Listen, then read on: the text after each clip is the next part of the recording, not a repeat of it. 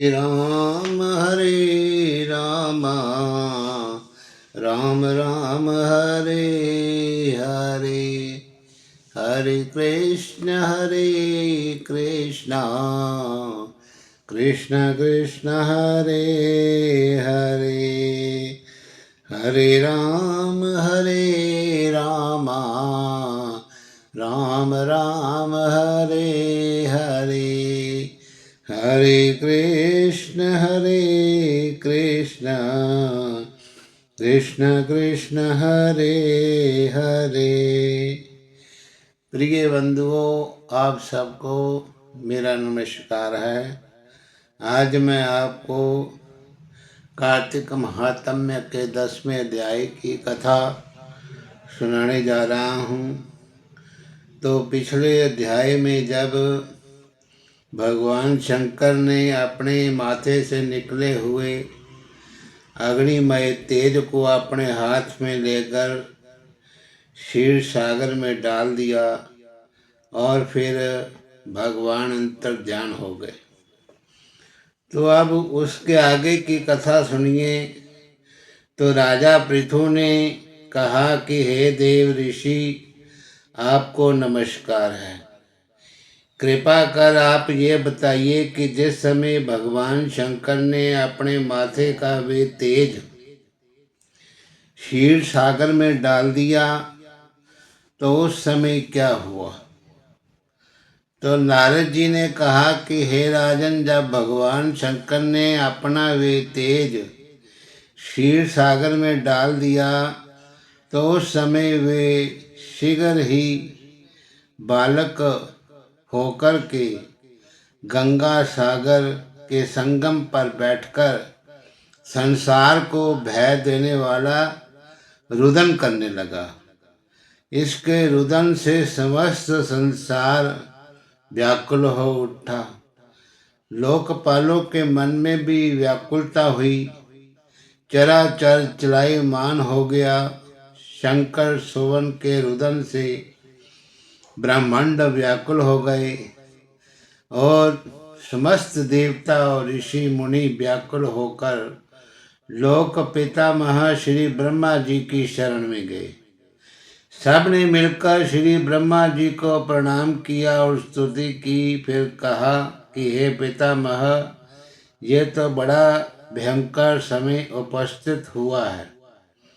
हे महायोगिन, इसका नाश कीजिए। तब देवताओं की ऐसी बात सुनकर श्री ब्रह्मा जी सत्यलोक से उतरकर उस बालक को देखने के लिए समुद्र के तट पर आए। समुद्र ने ब्रह्मा जी को आता देखकर नमस्कार किया और बालक को उठाकर उनकी गोद में दे दिया। तब विस्मित होकर श्री ब्रह्मा जी ने पूछा, हे सागर, तुम शीघ्र कहो कि ये बालक किसका है। समुद्र ने विनम्र शब्दों में कहा, प्रभो, ये तो मैं नहीं जानता, किंतु मुझे इतना अवश्य ज्ञात है कि ये गंगा सागर के संगम पर प्रकट हुआ है। अतएव हे जगत गुरु, आप इस बालक का जात कर्म आदि संस्कार कीजिए, इसका जातक फल बताइए। तो नारद जी कहते हैं कि इधर तो सागर ब्रह्मा जी के गले में हाथ डालकर बार बार उनका आकर्षण कर रहा था।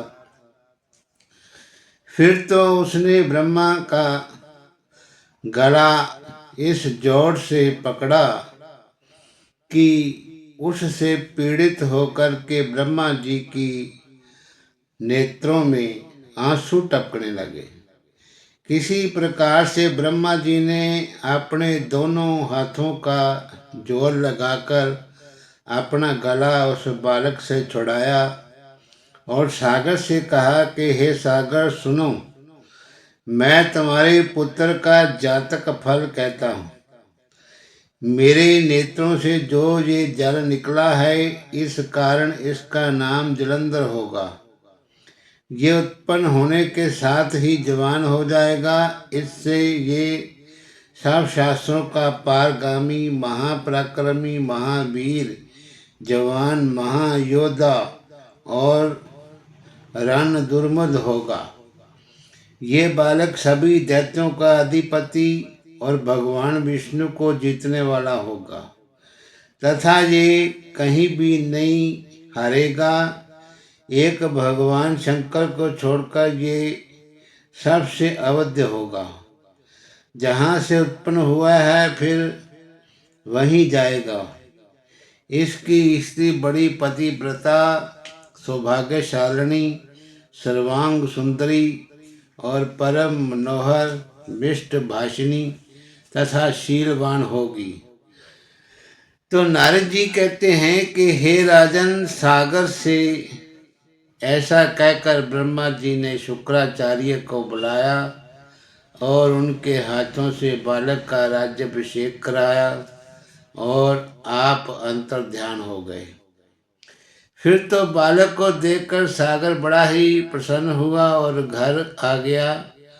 कितने ही उपाय से उसका पालन पोषण कर उसको पुष्ट किया। फिर कालनेमी नामक असुर को बुलाकर उसका वृंदा नाम की कन्या से सविधि विवाह कर दिया। उस विवाह में बड़ा उत्सव हुआ। तो श्री शुक्राचार्य के प्रभाव से स्त्री सहित जलंधर दैत्यों पर राज्य करने लगा। अच्युतम केशवम राम नारायणम कृष्ण दामोदरम वासुदेवम हरे श्रीधरम माधवम गोपिका वल्लभम जानकीनायकम श्री रामचंद्र भजे। हे अच्युत हे पार ब्रह्म अविनाशी अविनाश, हे पूर्ण हे सर्वमय दुख भंजन सुख रास। हे संगी हे निरंकार निर्गुण के सब टेक, हे गोविंद हे गुण निदान जाके सदा विवेक। हे अपरंपर हर हरे है भी होवनहार, हे संतन के सदा संग निर्धारा के आधार। हे ठाकुर मैं दास हूँ निर्गुण गुण नहीं कोय, नानक दीजो नाम दान रखो ये पीरोय। बार बार वर मांगू हूँ हर्ष देव श्री रंग, पद सरोज अनुपमनी हरि भक्ति सदा सत्संग। सुत धारा अरु लक्ष्मी पापी के भी होय, संत समागम हरि कथा तुलसी दुर्लभ होय।